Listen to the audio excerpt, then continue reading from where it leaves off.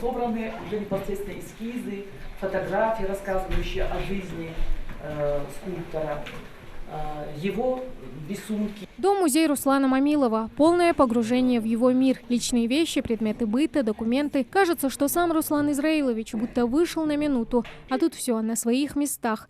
Незавершенный бюст, который ждет своего автора, любимый стол, очки, мольберт, краски с углем и не только. Вот за этим столом часто собирались гости, которые посещали этот дом. Это были писатели, это были композиторы, это были художники. Вот о чем-то они какие-то, может быть, новые проекты обсуждали.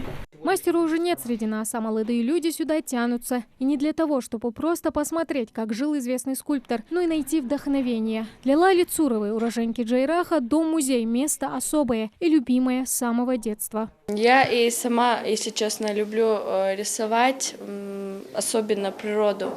И для меня сегодня было значимо снова прийти сюда, в этот дом-музей, и увидеть, что творил мастер и все его картины. Тут все по-семейному и с любовью. Каждая вещь хранит память о человеке, который здесь некогда жил, дышал этим воздухом и наслаждался величественными горами. Он очень любил свою родину, часто бывал в Джейрахе, где его семья построила дачу. Природа и люди рождали в нем творческие порывы. Проходили его творчество на классных часах, изучали, как он делал, что он делал.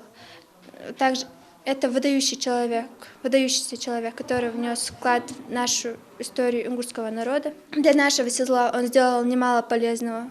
Первый ингушский скульптор, монументалист, художник. Он родился 7 ноября 1928 года. Был членом Союза художников СССР и председателем правления Союза художников ЧССР, обладателем многочисленных наград. Слава застала его еще при жизни. Он создал ряд скульптурных портретов, которые красуются по всей России и постсоветскому пространству, посвященные героям гражданской войны, известным деятелям культуры и науки. Казашка, Горянка, портрет юноши и, пожалуй, самый известный памятник пожарным. Посвященная пожарникам, которые в Отечественную войну